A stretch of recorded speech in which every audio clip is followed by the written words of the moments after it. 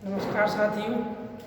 आज अपन लोग जो टॉपिक लेके आए हैं वो टॉपिक है अपना, बड़ा लोग उसको कठिन सब्जेक्ट समझते हैं, लेकिन जो फर्स्ट ईयर के बच्चे हैं बीएससी के या एमएससी के छात्र हैं, इसके बिना जूलॉजी में एमएससी या बीएससी होना संभव नहीं होता है।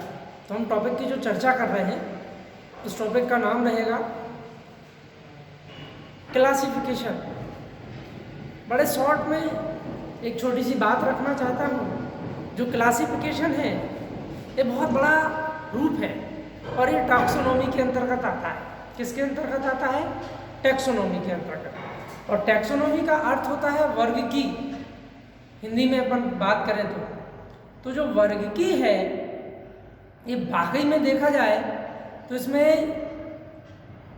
जो शब्द हैं उनके बारे में यदि हम लोग चर्चा करें टैक्सोनॉमी के, तो वो हम 3 से 4 चीज़ों को इंक्लूड करते हैं इसमें।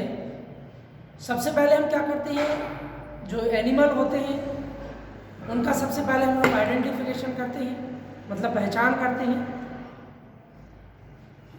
आइडेंटिफिकेशन हुआ, फिर उनका कैरेक्टराइजेशन करते हैं, मतलब उनके लक्षणों को देखते हैं, और उन लक्षणों के बाद उनका नोमेनक्लेचर होता है।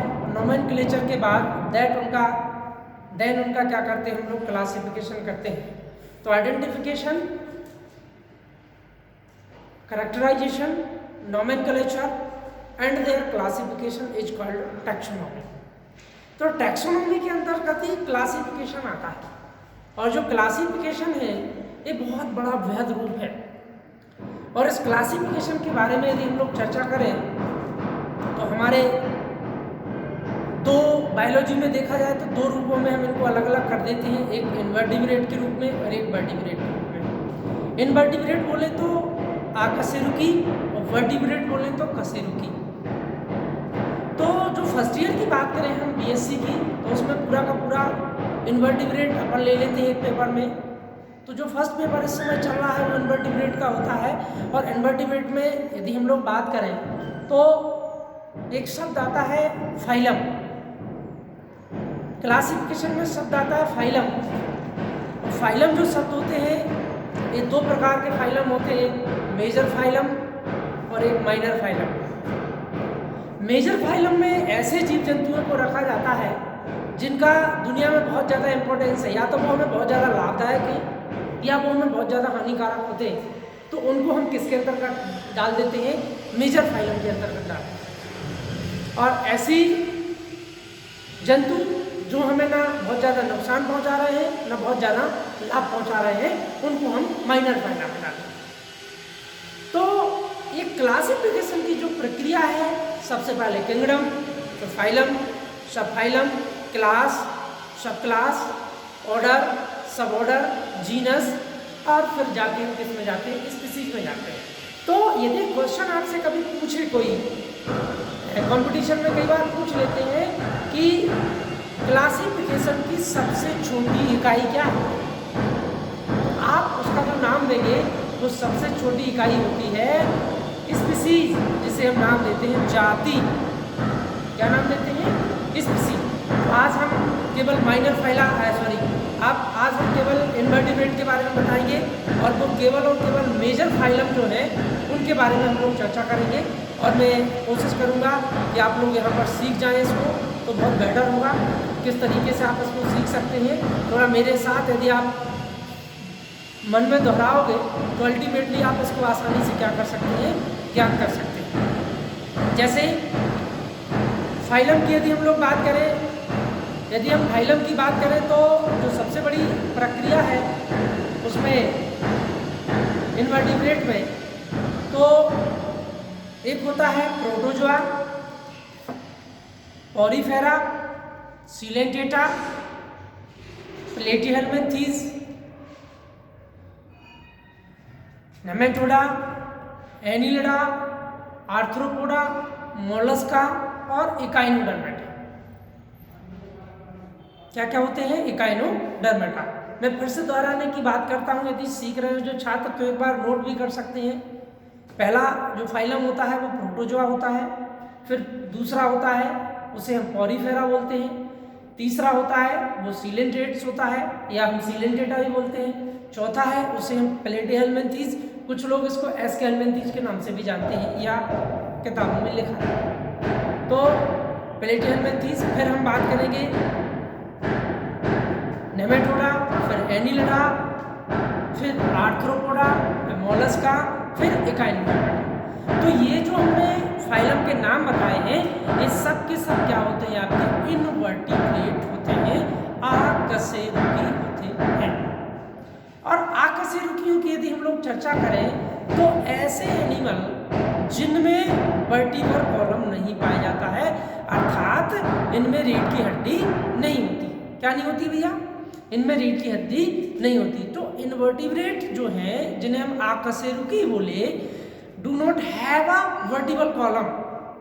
अब इसके बारे में हम आगे चल के बहुत चर्चा करेंगे जिस दिन हम कॉर्डेट पढ़ेंगे कि कुछ ऐसे कॉर्डेट भी हैं जिनमें भी वर्टिब्रल कॉलम नहीं पाया जाता है। इसलिए कई लोग वर्टिब्रेट और कॉर्डेटा को थोड़ा सा डिफाइन करने में जो दिक्कत जाती है वो ये यहाँ समझने की उनको ज़रूरत होती है।